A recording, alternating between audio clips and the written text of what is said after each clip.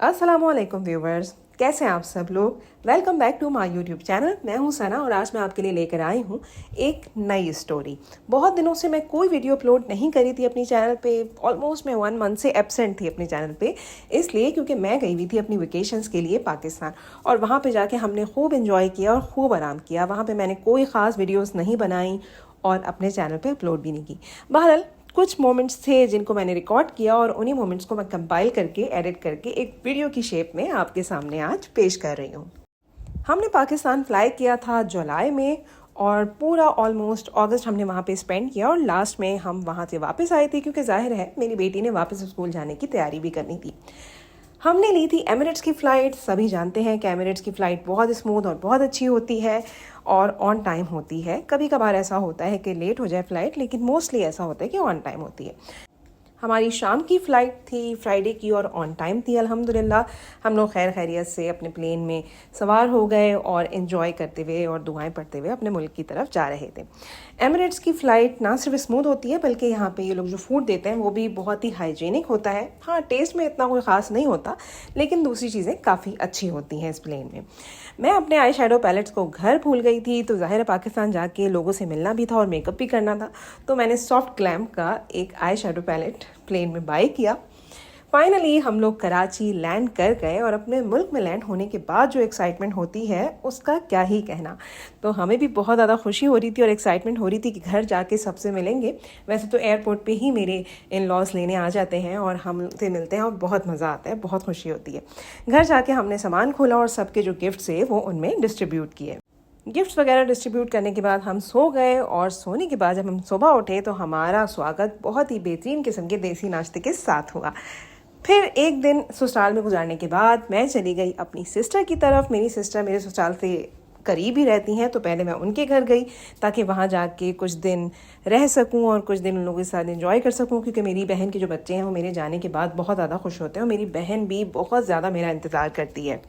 मेरे हस्बैंड ने भी हमारे साथ वहीं लंच किया और मेरी बहन ने लंच में काफ़ी सारा एहतमाम करके रखा था। मेरे हस्बैंड तो घर वापस चले गए, लेकिन हम लोगों ने नाइट यहीं पे स्टे किया। बहरहाल फिर हो गई सुबह और मेरी बहन ने बड़े मज़ेदार करक कोयडा होटल के पराठे मंगाए और घर में छोले और अंडे बनाए। हम लोगों का प्लान था कि कहीं बाहर घूमने फिरने जाएं, तो आज हम लोगों ने सोचा क्यों ना शॉपिंग भी करने चलते हैं। शॉपिंग भी कर लेंगे, बाहर थोड़ा सा एंटरटेनमेंट भी कर लेंगे, बच्चों के साथ कुछ एक्टिविटीज़ भी कर लेंगे। तो हम इसीलिए चले गए डॉल्मेन मॉल, जो कि क्लिफ्टन में है। मुझे कुछ अपनी शॉपिंग भी करनी थी। ज़ाहिर है पाकिस्तान जाएँ और शॉपिंग ना करें, ऐसा हो नहीं सकता। और 14 अगस्त आने वाली थी, जिसकी वजह से बहुत ज़्यादा रौनक थी मॉल में, और मॉल में बहुत ज़्यादा ऑफ़र्स भी थी और हर चीज़ पे सेल लगी हुई थी। तो हम लोगों ने काफ़ी सारी शॉपिंग भी की और साथ में हमने बच्चों के साथ खूब फ़न किया, खूब एंजॉय किया। वहाँ पे एंटरटेनमेंट के लिए काफ़ी सारी चीज़ें अवेलेबल हैं, बच्चों के झूले हैं, प्ले एरिया है, तो हम लोगों ने वहाँ पर बहुत ज़्यादा एंजॉय किया। बच्चे तो बच्चे, मैंने और मेरी बहन ने भी फुल पार्टिसिपेट किया सारे गेम्स में। बहरहाल हमें बहुत मज़ा आया। फिर उसके बाद हम लोग चले गए फूड कोर्ट और फूड कोर्ट में जाके हमने फूड एंजॉय किया। अब इतने अरसे के बाद पाकिस्तान आएँ और पाकिस्तानी चीज़ें ना खाएं, ऐसा कैसे हो सकता है। मुझे तो पाकिस्तान का स्ट्रीट फूड बहुत ज़्यादा पसंद है, तो मैंने तो स्ट्रीट फूड ही प्रेफर किया और बच्चों के लिए हम लोगों ने फ़ास्ट फूड ऑर्डर कर दिया था। उसके बाद फिर थोड़ा सा हम लोगों ने मॉल को देखा, क्योंकि बहुत अच्छी तरह से इन्होंने डॉल्मेन मॉल को सजाया हुआ था। असल में 14 अगस्त की खुशी की वजह से हर जगह पे उन्होंने कल्चरल चीज़ें सजाई हुई थी। फिर उसके बाद हम लोग वापस आ गए और वापस आने के बाद वही बातें वगैरह की और दूसरे दिन मैं अपने ससुराल वापस चली गई, क्योंकि मुझे और लोगों से भी मिलना था और कुछ फंक्शंस और कुछ शादियां भी थी मेरे ससुराल में, तो वहाँ पे भी मुझे जाना था, जिसकी वजह से मुझे घर जाना पड़ा। घर आने के 1-2 दिन के बाद हमारे ससुराल में शादी थी, तो हम लोग वहाँ पे गए थे। मैं तो बहुत ही एक्साइटेड थी, बड़े दिन हो गए थे पाकिस्तानी शादी देखे हुए, लेकिन यहाँ की वीडियो मैंने काफ़ी डरते डरते बनाई थी, क्योंकि अच्छा नहीं लगता कि फैमिली फंक्शंस की आप वीडियोज़ बनाएं और अपलोड करें, क्योंकि हर कोई कैमरे में नहीं आना चाहता।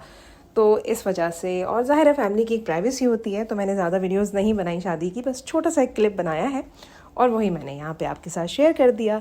जब हम वापसी में घर जा रहे थे तो बहुत ही ज़बरदस्त बारिश स्टार्ट हो गई और बहुत ही ज़्यादा मज़ा आ रहा था। शादी अटेंड करने के बाद अब बारी थी मेरे मैके जाने की। मैका यानी कि अम्मी का घर। अम्मी तो मेरी हयात नहीं है, लेकिन मुंह से हमेशा यही निकलता है कि मैं अम्मी के घर जा रही हूँ। बहरहाल अम्मी के घर जाने की एक अलग ही खुशी होती है, लेकिन कहीं कहीं दिल उदास भी होता है, क्योंकि हमें पता होता है कि अब हम अपनी अम्मी के घर मेहमानों की तरह जाएंगे और मेहमानों की तरह वापस आ जाएंगे। मैं अम्मी के घर गई तो भाभी ने भी बहुत अच्छी तरह से एहतमाम किया था, बहुत सारे उन्होंने खाने बनाए थे और बहुत मेहनत की हुई थी और सारी चीज़ें बहुत मज़ेदार थी।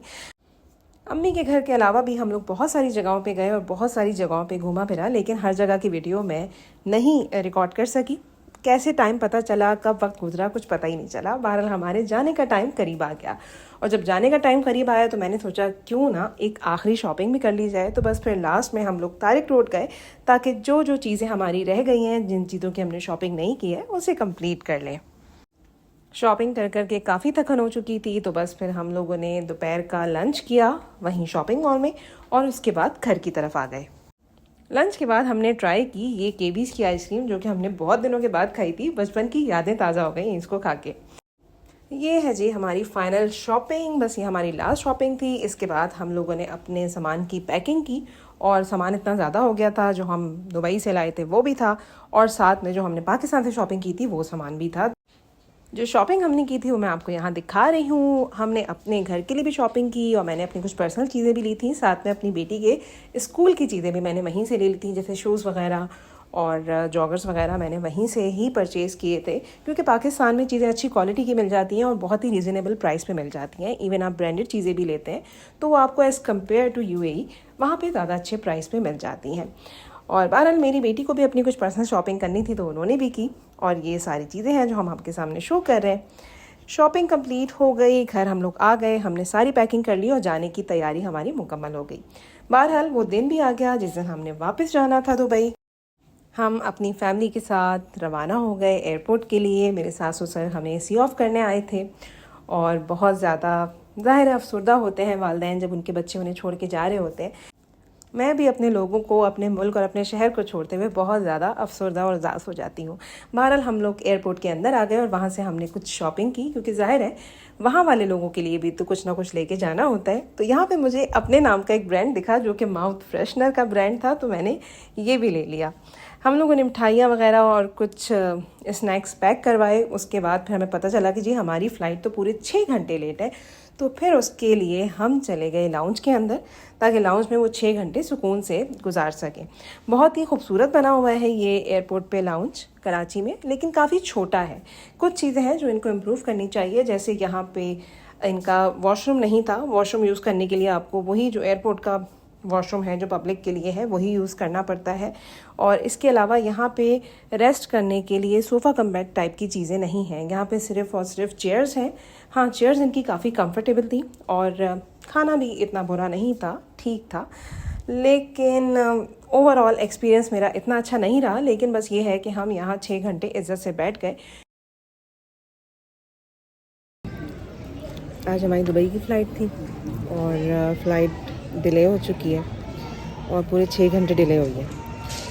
तो 6 o'clock तक का टाइम दिया। 6 बजे इंशाल्लाह हम फ्लाई करेंगे दुबई के लिए।